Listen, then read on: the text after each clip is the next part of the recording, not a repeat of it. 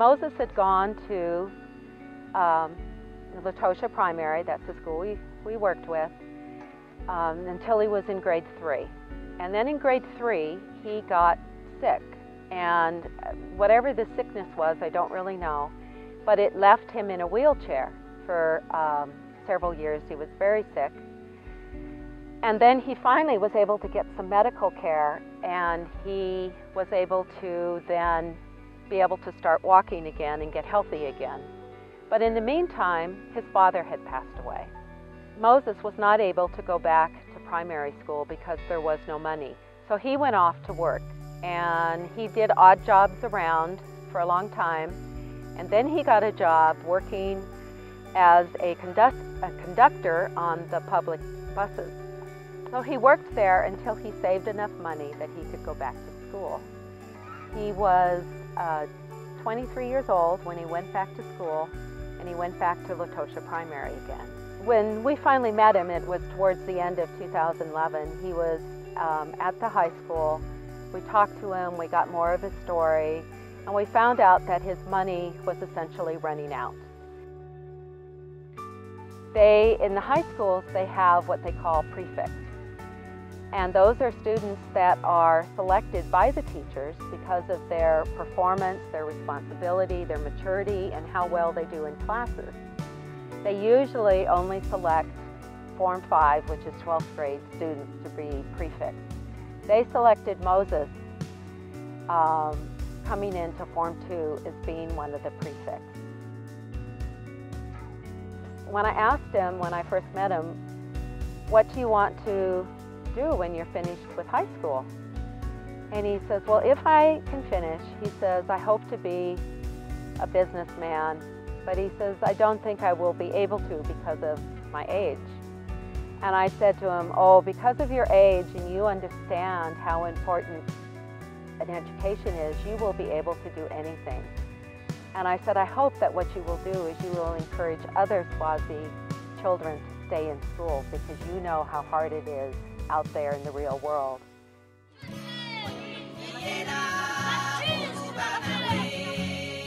When I got to Swaziland and I started going around to see the different schools, I was shocked. Most kids come to school and they don't have breakfast because there's nothing to eat at home. Many kids have to walk anywhere from 30 minutes to an hour and a half or 2 hours each way to get to school.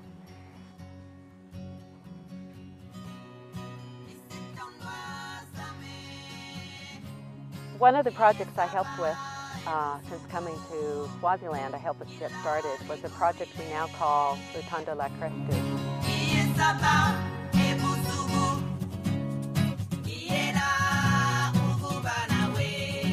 It's about looking at the family needs, trying to do what we can to help them feel better about themselves, help them know that someone cares, someone loves them. And by including the church, the school, the family, and then us, they know that we're there. We follow through with the kids, and we will get what they need, whether it's pencils, pens, paper, shoes, uniforms, some sort of medication, whatever, we will try to get it for them so that they can be healthy and successful in school.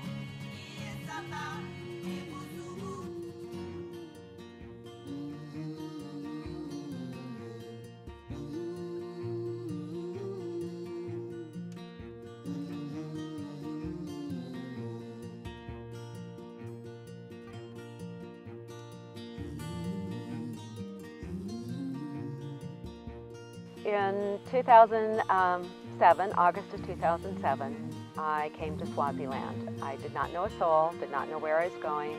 Praise God, He introduced me to some wonderful Swazi women right off the bat, and they took me around everywhere. One of those ladies is my dear sister, Toko Kumalo. She's a mother, a wife, a grandmother, and a great-grandmother. She's a very godly woman. She has a heart for service, a heart for Christ. When we look at it now and we look that we have known each other since almost my very beginning here in Swaziland, and I could not do anything I do today without her.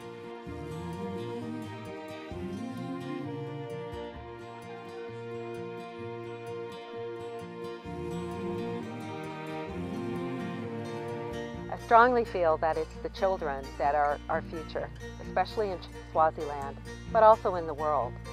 And so if these children aren't given a chance to get a good education, and if they aren't allowed or given the opportunity to know that someone cares and someone wants to work with them, not for them, not give them everything, but work with them and support them, then we don't have a lot of hope for the future.